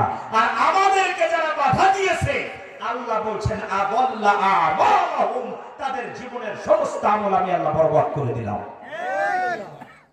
আপনি যতই নামাজ পড়েছেন, রোজা রেখেছেন, হজ করেছেন, যাকাত দিয়েছেন, আপনার কোন নামাজ, আপনার কোন রোজা, আপনার কোন হজ, আপনার কোন যাকাত আল্লাহর কাছে গ্রহণযোগ্য নয়। সব আল্লাহ ব্যর্থ করে দিয়েছেন। সেজন্য বলছেন আমার প্রিয় দিনী ভাইরা, কার পিছনে স্লোগান দিলেন, যৌবন নষ্ট করলেন? কারণ এই যৌবন তো আপনার আমার স্থায়ী নয়। জোরে বলুন কথা ঠিক কিনা? আল্লাহ তাআলা বললেন সুম্মা জাআলা মিন বাদি দুরফিন কুওয়া, এই যৌবন আমি তোমাদেরকে দিয়েছি, তাহলে এই যৌবনে ইবাদত করব কার? রাজি আছি না? ইনশাআল্লাহ। তাহলে এই যৌবনে আপনাকে আমাকে কোরআনের পক্ষে রাজনীতি করতে হবে। কথা কি বুঝে আসছে? বার্ধক্যের সময় না, কোন সময়? যৌবনের সময়, যখন ক্ষমতা থাকবে। একটা কথা ভালো করে মনে রাখবেন, ক্ষমতাবিহীন ইসলাম, ইসলামবিহীন ক্ষমতা। কথাটা ভালো করে মনে করবেন, ক্ষমতাবিহীন ইসলাম। সবাই বলেন, সবাই মুখ বন্ধ করে থাকবেন না, একজন, সবাই জোরে কথা বলেন, ক্ষমতাবিহীন ইসলাম, ইসলাম, ইসলামবিহীন ক্ষমতা। কথাটা একই না? শুধু এই মাথাতে একবারে মাথায় নিয়ে আসছেন, ক্ষমতাবিহীন ইসলাম আর ইসলামবিহীন ক্ষমতা, দুটোটাই মূল্যহীন। বলতে পারেন কেন? আপনি বাস্তবতায় আসেন। ইমাম সাহেব আমরা যারা, আলেম উলামা যারা, তাদের কাছে ইসলাম আছে কি নাই? একটু জোরে বলেন। ক্ষমতা নাই, ইসলাম আছে, ক্ষমতা নাই। ক্ষমতা না থাকার কারণে আমরা ইসলামটাকে প্রয়োগ করতে পারি না সমাজে। ক্ষমতা নেই বলে ওই মসজিদে পর্দা করেন, দেখা গেল পর্দার ওয়াজ করে ছেড়ে দিলাম, ওই দিনই হয়তো কোন মেলায় চলে গেল। এই এলাকায় অনেক মেলা হয় না, লালন শাহ মেলা, মধু মেলা, কত মেলা, হাই হাই। সাবধান, এই ধরনের মেলায় যারা যান, একজনের ঈমান থাকবে না, কিন্তু ঈমান শেষ। সাবধান। কিসের লালন, কিসের ভীতি আপনার জন্য? সাবধান। একতারা, সেতারা, দুতারা। ومن الناس من يشتري لهو الحديث ليضل عن سبيل الله بغير علم ويتخذها هزوا أولئك لهم عذاب مهين। আল্লাহ বলছেন, মিথ্যা, বানোয়াটি, কেচ্ছা কাহিনী, নভেল, নাটক, এই ধরনের মেলা, এগুলোর আনজাম যারা দিবে, এগুলো যারা শুনতে যাবে, এগুলোর অনুমতি যারা দেবে, উলাইকা লাহুম আযাবুম মুহিন, সবগুলোকে আমি আযাবের ভিতরে গ্রেফতার করব। কোন মুসলমানের জন্য লালন দেওয়া হতে পারে না। সাবধান, যারা করে তারা করুক। মুসলমানরা আগে করছে। এখানে যদি এই ধরনের কেউ থাকে, এখন চিন্তা করছে হুজুর স্টুডেন্টের নামে গাড়িতে কোন দেয় যাবেন না, তো এত দুর্বল আর ভাববেন না। এখন ফাসলামি করতে আসলে সুফা দিয়ে দেবো বাড়ি। আল্লাহ বলে দিয়েছেন, কুল্লা বানান গিরায় গিরায় মারো, আর কোথায় মারো? পেটির উপরে মারো। শিখছি কোথা থেকে? যেমনি আপনারা আমাদেরকে দিয়েছেন। সেজন্য কোরআন দিয়ে কথা বললে ফাজলামি করতে আর আসবেন না, ফাজলামির দিন শেষ। এতই যদি করতে মন চায় চলে যান তার কাটা পাবে, ওখানে যে করেন। তাও যাবেন কেমনে? যাওয়ার তো কায়দা নেই। আল্লাহ শুকরিয়া আদায় করি, 15 বছর 7 মাস যে বাড়ি আমরা পলাতে গিয়েছি মনে হতো ওই বাড়িতে যেন আমাদের জন্য বেড রেডি আছে। কি কথা সত্যি না? আর ক্ষমতা হারায় পারে নাই, কলার পাতার উপরে শুয়ে বলতেছে আমি কোন দেশে তা তো জানি না। এক ভাষণের নাম নিয়ে। প্রিয় ভাই আমার, আল্লাহ তাআলা বলছেন সুম্মা জাআলা মিন বাদি দুফিন কুওয়া, তোমাকে আমি যৌবন দান করলাম, এই যৌবনে ইবাদত করবা আমি আল্লাহর। জোরে বলেন কার? এত আস্তে বলেন না, আরো জোরে বলেন কার? এখানে আমরা যারা আছি আমাদের ভিতরে এই যৌবন আছে না নাই? আমরা যুবক না মুরব্বী? যুবককে কি হাত তুলে তো দেখে? যুবক যুবক যে পাইছে শোনেন, অকরলাই ইনসানিন আল, এই টাকা চাচ্ছি না বকুল ভাই, হাত তুলে চিন্তা করছে এই হাত কি পকেটে ঢুকে? এই যারা যুবক তারা হাত তোলেন। এই কজন যুবক হাত দাওয়ান। এবার মুরব্বী যারা তারা হাত তোলেন।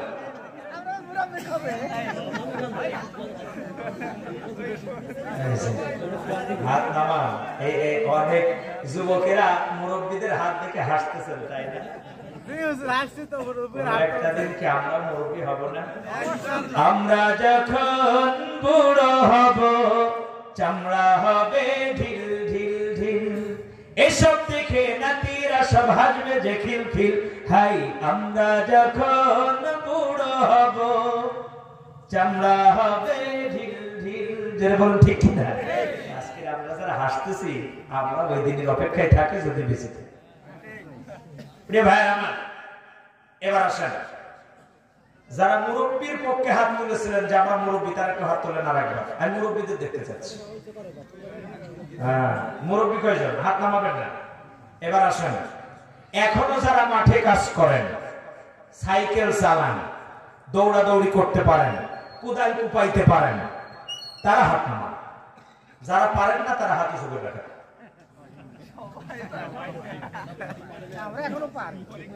আপনি এগুলো পারেন না? আচ্ছা হাত নামান। মুরব্বী 2 জন আছে এতগুলো মানুষ। তার মানে কি শুনবেন, এই খেয়াল করেন ভালো করে।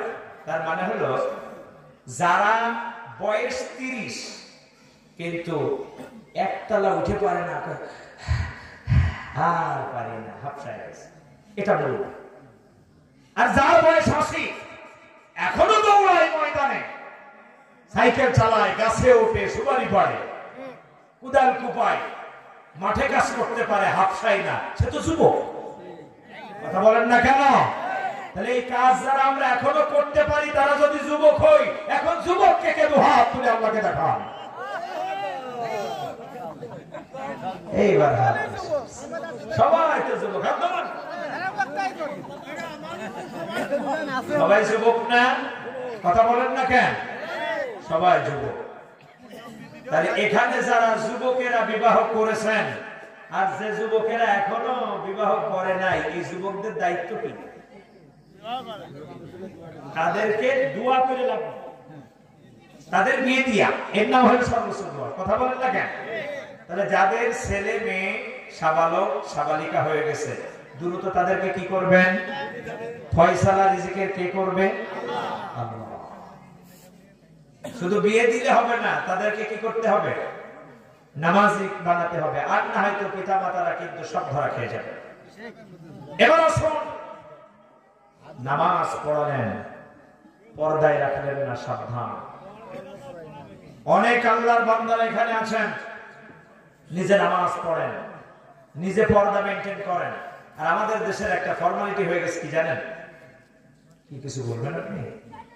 আচ্ছা, 12টা বেজে গেছে না? আর একটু বলবো না, শেষ করবো? আচ্ছা, আমি 5-10 মিনিটের ভিতর ফিনিশিং টেনে দিচ্ছি। মেয়েদের দিকেই যাচ্ছি। মেয়েদের নিয়ে বলেন, কারণ কি? মেয়েদের যন্ত্রণায় আছে নাকি? শুনুন, খেয়াল করুন, এখানে যারা পিতা, আপনার জন্য জান্নাত বরাদ্দ হয়ে গেছে, কিন্তু আপনার ছেলে মেয়ের ভিতরে পর্দা শিক্ষা দেন নাই, কিয়ামতের মাঠে কিন্তু আপনি ধরা খেয়ে যাবেন। কথা কি বুঝতেছেন? কিয়ামতের মাঠে কিন্তু আপনি ধরা খেয়ে যাবেন। ওই মেয়ে আল্লাহকে ডাক দিয়ে বলবে, আল্লাহ, আমার গার্জিয়ান যে ছিল সে আমাকে পর্দায় রাখে নাই। পর্দা করা আপনার আমার জন্য কি? আরো জোরে বলেন। কিন্তু পর্দা কোন সময় করে? বয়স যখন 50 হয়ে যায়, এবার দেখা গেল আমার স্ত্রী পর্দা করা শুরু করলো, আর যে মেয়েটার বয়স 15 বছর ও পর্দা করে। পর্দা দরকার ছিল কার? 15 বছরের মেয়ের পর্দার দরকার ছিল, আর 50 বছরের তার দিকে এখন এমনি কেউ তাকাবে না। তাকে আমরা পর্দার ভিতরে রাখি, আর ছেলে মেয়েরা চিন্তা করছে এটাই মনে হয় একটা সিস্টেম, বয়স বাড়বে পর্দা করবো, এর আগে কোনো পর্দা না। এই কাজ কি করা যাবে? আরো জোরে বলেন। তাহলে যখন নাবালক থেকে আমরা সাবালক সাবালিকা হব, পিতামাতার দায়িত্ব হলো তাকে পর্দা শিক্ষা দেওয়া, নামাজ শিক্ষা দেওয়া, কোরআনুল কারীম শিক্ষা দেওয়া।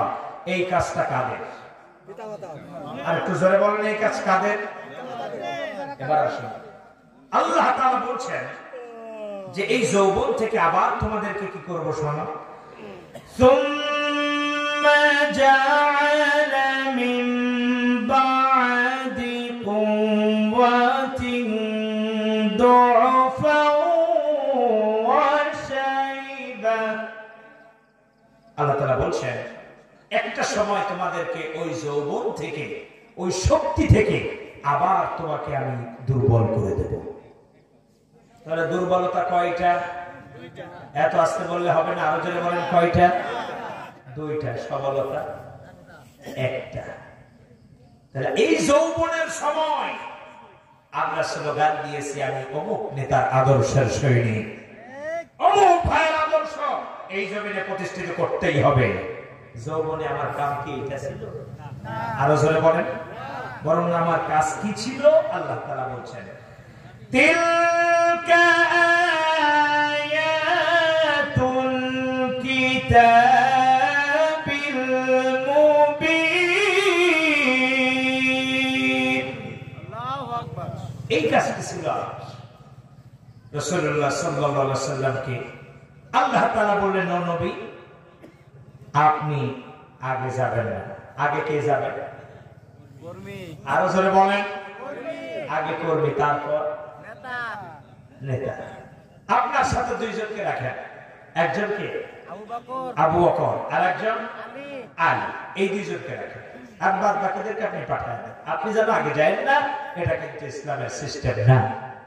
তাহলে আজকের ও ভাই, আপনি পড়ে আছেন বাংলাদেশে, আর তারা তো চলে গেছে, তাদের বিবি বাল বাচ্চা সব নিয়ে পালায় চলে গেছে। মার খাইলে আপনি খাচ্ছেন, তাদের কি হচ্ছে? এরপরেও সমাজতন্ত্রের পেছনে, মানব রচিত আইনের পেছনে এখনো দৌড়াবেন।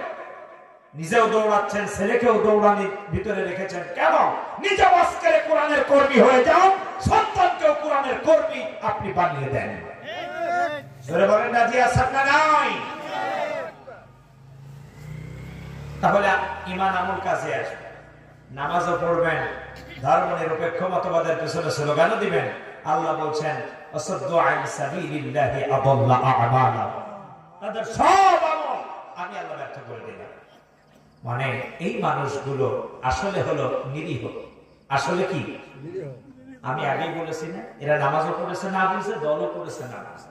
মানে অবস্থাটা এরা একজন ফাঁসির আসামি। কিসের আসামি? এত আস্তে বললে হবে না, আরো জোরে বলেন কিসের আসামি? ফাঁসির আসামি।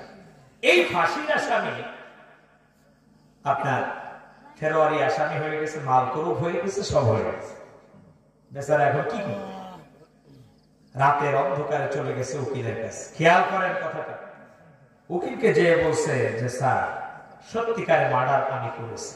সত্যি তুমি মার্ডার করছো? বলে হ্যাঁ। 302 ধারা মোতাবেক মার্ডারটা আমি করেছি। তো বলছে এই মামলায় তো তোমার ফাঁসি হবে, এই মামলায় তোমার কি হবে, এই মামলায় তোমার নিশ্চিত ফাঁসি, এতে কোনো সন্দেহ নেই। স্যার তাহলে আমি এক কাজ করি, আমি আস্তে করে তার কাটা পাড়ি দিয়ে ওপারে চলেছে। পাগল, এই কুষ্টিয়া জেলায় আমার মতন জায়গায় রুকির আর কেউ নাই। আমার বাপ উকিল, আমার মা উকিল, আমি সেই বংশের ছেলে। কি মনে করছো? কোনো টেনশন নাই, কালকে তুমি কোর্টে আসো, হাজিরা দাও, হাজিরা দেওয়ার পরে 2 মিনিটও তোমার কাঠগড়ায় দাঁড়ানো লাগবে না। আমার পরে আস্থা রাখো। আমার পরে কি রাখো? আস্থা রাখো। বাড়ি যে স্ত্রীকে বলছে তুমিও তোমার স্ত্রী, কোনো টেনশন নেই। টেনশন নাই মানে তুমি তো হাজিরা দিতে যাওয়ার সাথে সাথেই তোমার বেল কেটে দেবে। বলছে না, আমার উকিল বলছে 2 মিনিটের বেশি আমার কোর্টে দাঁড়ানো লাগবে না। আস্থা রাখছে কার পরে? উকিল বলছে আমার পরে আস্থা রাখো, টেনশন নাই, আমি আছি। পরের দিন চলে আসছে, ম্যাজিস্ট্রেট কোর্টে দাঁড়িয়েছে, নথির দিকে তাকিয়ে, আসামির দিকে তাকিয়ে বলছে জামিন নামঞ্জুর, কাস্টরতি প্রেরণ। তার মানে কি হলো? আটকা পড়ে গেল, ফাঁসির ওয়ার্ডার। এখন উকিল সামনে, আসামিও সামনে। স্যার কিরাম হলো? আপনি বললেন 2 মিনিটের জন্য আমার কিছু হবে না, আর আমার ফাঁসির অর্ডার হয়েছে, কাস্টডি দিল। ওরে পাগল, আমার পরে তো আস্থা, আস্থা তো রাখছিলাম, এখন তো বেল কেটে দিয়েছে। কোনো টেনশন করিস না, প্রত্যেকটা মামলার একটা ম্যারিট আছে, একটা সময় আছে, বুঝো না কেন? ভিতরে যাও, পিসিতে দেওয়ার জন্য কিছু টাকা দেবো, ওখানে বসে ভালো মন্দ খাও, তারপর আমি দেখতেছি কি করা যায়। তা বলছে ঠিক আছে আপনি করেন। ভিতরে চলে গেছে, প্রথম দিন আমদানি ভবনে, পরের দিন কন্ডেম সেলে আরো ফাঁসির আসামি আছে। তারা ডাক দিয়ে বলছে এই তোর মামলার ধারা কত রে? বলছে ভাই মামলার ধারা তো 302। তো তোর কি পাগলে কামড়া আছে? তুই কেন এখানে এসে হাজিরা দিবি? কথা সাবধানে বল, আমার উকিল আছে। কিন্তু আমার কি আছে? আমার উকিল আছে, সে হারাপাটি না, ঠিক তেমনি 15 বছর 7 মাস একই এলাকায় বসবাস করে, একই রাস্তায় হেঁটে, একই চায়ের দোকানে চা খেয়ে পার্শ্ববর্তী ভাইকে হুমকি দিয়েছে আমার আপা আছে। আপনাদের ইবি থানার ভিতরে ছিল, বেশি কথা বলবেন মামলা, আমার আপা আছে। আস্থা কার উপর? একটু জোরে বলে।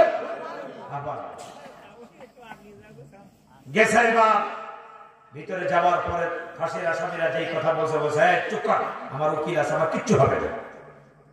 মামলা চলে গেছে জজ কোর্টে।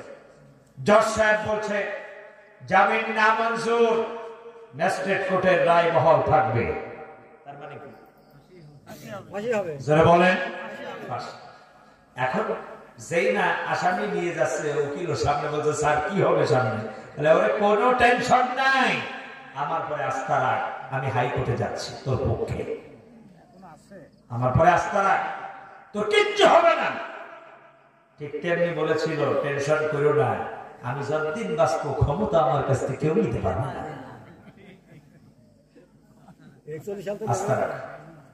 এরপরে রাগ করতেছেন মনে হয়, আসলে কসসের সাথে যদি মিলে যায় তো আমি কি করবো বলে। চলে গেছে মামলা হাইকোর্টে। মামলা কোথায়? মামলা হাইকোর্টে। হাইকোর্টে যাওয়ার পরে হাইকোর্ট বলছে জজ কোর্টের রায় বহাল থাকবে। তার মানে কি? ফাঁসি। এখন আসামি বলছে ও স্যার, হাইকোর্ট বলছে আমার ফাঁসির রায় বহাল থাকবে, তাহলে এখন কি করবেন? বলে ওরে পাগল, আমার পরে আস্থা রাখ, আমি সেই বংশের উকিল। এখন সর্বোচ্চ আদালত আছে। কি আছে? সুপ্রিম কোর্ট আছে। টেনশন করিস না, আমি লিয়াজু করে টুরে যে কোনো কায়দায় আমি তোরে ঠিকই বাঁচাই আনবো।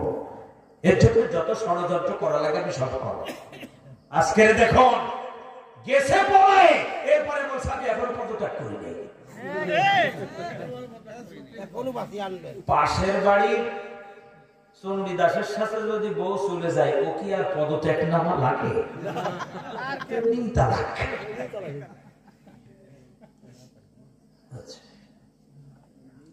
এরপরে আসুন, এখানেই শেষ না, এরপরে ষড়যন্ত্র একটার পর একটা আসতেছে।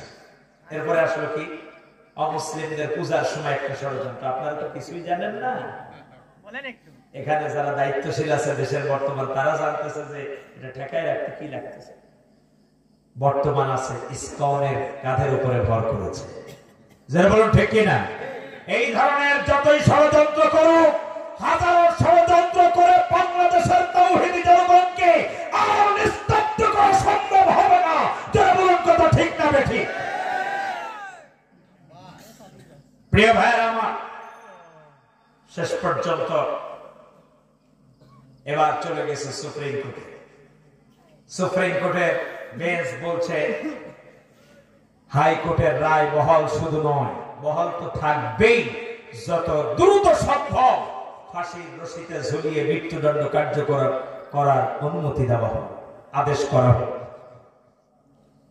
এখন যেই না উকিলের সামনে পড়েছে, আসামি ডাক দিয়ে বলছে, ও স্যার, আস্থা রাখছিলাম আপনার উপরে, এখন আমার কি হবে? জোরে পাগল, আমার পরে আস্থা রাখ, কোনো টেনশন নাই, ভিতরে যা, রশিতে টুপ করে ঝুলে পড়, আমি তোর পেছনে আছি।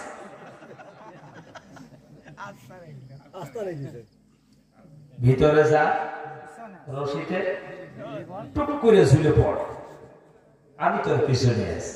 ঠিক তেমনি বলছে, তোমরা হতাশ হয়েও না, আমি আশেপাশে আছি, তোমাদের পিছনেই আছি, পাশে আছি। টুপ করে আমরাও বলছি আপনি আসুন, তবে দেশে আসার আগে আমার 50,000 ছেলেকে আপনার পেটুয়া পুলিশ বাহিনী বিকলাঙ্গ করেছে, তাদেরকে সুস্থ করে তারপরে ঢুকুন। আইনা ঘরের ভিতরে 8 বছর 10 বছর করে আমার দেশের সূর্য সন্তানদেরকে বন্দী রেখে তাদের মেধা নষ্ট করেছেন, প্রত্যেকটা মেধার জবাব দিয়ে আসুন। আমার দেশের শহীদ মুগ্ধ, আমার দেশের আবু সাইদকে ফিরিয়ে দেন, আর যদি ফিরিয়ে না দিতে পারেন, মামু বাড়ি গিয়েছেন, আর ফিরে আসার স্বপ্ন দেখবেন না।